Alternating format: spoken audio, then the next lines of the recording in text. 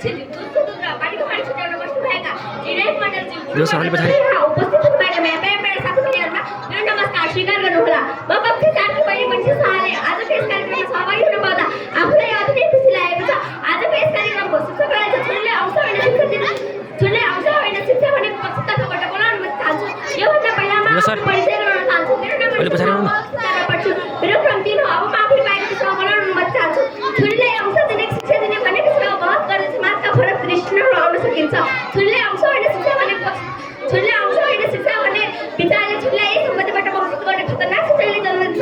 जसका केही गम्भीर नकारात्मक असरहरू छन्। मेरो पक्षतर्फबाट यस कुरामा केन्द्रित रहनेछ कि छोरीलाई शिक्षा मात्र होइन छोरीले अंश पनि दिन अनिवार्य छन्। सभापति महोदय, छोरीलाई अंश होइन शिक्षा भन्ने विचारले लैङ्गिक समानतालाई बढावा दिन्छन्। छोरीलाई अंश होइन शिक्षा भन्ने विचारले लैङ्गिक समानतालाई बढावा दिन्छन्। संविधानले महिला र पुरुषलाई समान अधिकार दिएका छन्। संविधानले महिला र पुरुषलाई समान अधिकार दिएका छन्। छोरा र छोरीलाई समान रूपमा हेर्ने भने छोराहरू जस्तै छोरीहरूलाई पनि छोराहरू जस्तै छोरीहरूले पनि सम्पत्ति प्राप्त गर्ने हक हुन्छ। शिक्षा त सबैको अधिकार हो नि। शिक्षा त सबैको अधिकार हो नि। अंशबाट मात्र छोरी वञ्चित गर्नु कुरा पनि गलत हो। म प्रश्न गर्न चाहन्छु सभापति महोदय, यदि छोरा शिक्षित भएपछि परिवारको सम्पत्ति पाउँछ भने छोरी किन पाउँदैन? म प्रश्न गर्न चाहन्छु सभापति महोदय, यदि छोरा शिक्षित भएपछि परिवारको सम्पत्तिमा हक पाउँछ भने छोरी किन पाउँदैन? म मेरो अभिभावकसँग पनि भन्न चाहन्छु कि नेपालको संविधानको धारा 18 मा हेर्नुहोस्, त्यहाँ प्रश्न रूपमा लेखिएको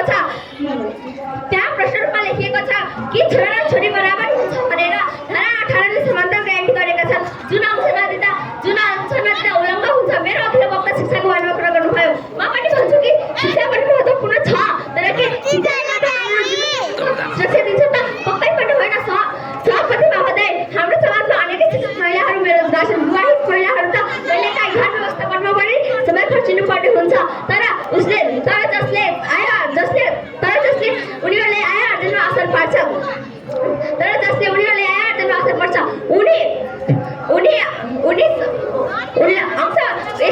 यदि यस्ता अवस्थामा उनलाई अंश दिएमा उनी आर्थिक रूपले सुरक्षित हुन्छन्। हाम्रो समाजले महिलालाई शिक्षित बनाएर मात्र आफ्नो जिम्मेवारी पुरा गरेको होइन, ठानु गलत हो। शिक्षाले हामीले अवसर दिन सक्छ भने अंशले पनि हामीलाई सुरक्षा दिन्छ। यदि छोरीलाई हामीले अंश नदिँदा उनी आर्थिक रूपले कमजोर हुन्छन्। विवाहपछि महिलालाई श्रीमानको घर निर्माण गर्नुपर्ने बाध्यता अझै पनि समाज छन्। यदि यस्ता अवस्थामा उनीसँग अंशको रूपमा सम्पत्ति छ भने त्यो सम्पत्तिले बेचेर वा भड्डामा दिएर उनी आर्थिक रूपले आत्मनिर्भर बन्छन्। शिक्षा दिएर मात्र आर्थिक रूपमा मूल्य बनाउन सकिँदैन। महिलालाई काम गर्न, व्यवसायिक सञ्चालन गर्ने जग्गा सम्पत्तिमा अझै पनि कठिनाइ भोग्नुपर्छ। यदि यस्ता अवस्थामा उनी अंश पाएमा उनलाई आत्मनिर्भर बन्ने बाटो खुल्छ। धेरै जसले भन्छ कि छोरीहरू विवाहपछि श्रीमानको घर जान्छन् भने हामीलाई किन अंश दिनु पर्यो त? तर यो सोच पुरै गलत हो। छोरा विवाहित भए पनि छोराको हक रहिरहन्छ, तर छोरीको हक किन खुसिन्छ? विवाह त एउटा व्यक्तिगत निर्णय मात्र हो महोदय।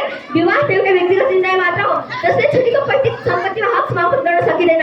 कतिपयले भन्छ कि छोरीलाई अंश दियो भने हाम्रो समाजमा विवाद आउँछ। तर के छोरा र छोरीलाई यी समान अधिकार दिनु योगदान कानुन हो त? छोरीले परिवारमा सानैदेखि ठुलो योगदान दिएका छन्, सारा ठुलोलाई हेरचाह गरेका छन् भने किन उनलाई सम्पत्तिबाट वञ्चित गर्नुपर्ने त? छोरीलाई मात्र शिक्षा दिनु उचित कुरा होइन। छोरीलाई मात्र शिक्षा दिनु उचित कुरा होइन। छोरीले अंश पनि दिनुपर्छ, जसले वास्तविक समानताको मार्ग खोल्छ। म अन्तिममा जाँदा के भन्न चाहन्छु भने छोरीलाई मात्र शिक्षा दिनु सोच अपूर्ण छ। शिक्षा पनि आवश्यक छ, तर शिक्षाले मात्र हाम्रो जीवन थापनको सुरक्षा दिँदैन। त्यसैले छोरीलाई अंश पनि दिनुपर्छ। म एउटा छोरी भएको नाताले के भन्न चाहन्छु भने मलाई शिक्षा मात्र होइन बाबा, मलाई अंश पनि दिनुहोस्। किनकि यो मेरो हक र अधिकारको कुरा हो। म तपाईँसँग दायित्व मागेको होइन। म तपाईँसँग आफ्नो हक र अधिकार मात्र मागेको। त्यसैले छोरीलाई कि